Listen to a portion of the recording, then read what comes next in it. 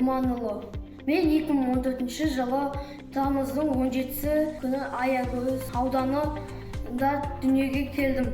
Менің отбасымда әкем, анам, іні қарындастарым бар. Қазіргі таңда Кешімхан Бостаев Қазақ мектеп гимназиясында 5-ші сыныбында оқимын.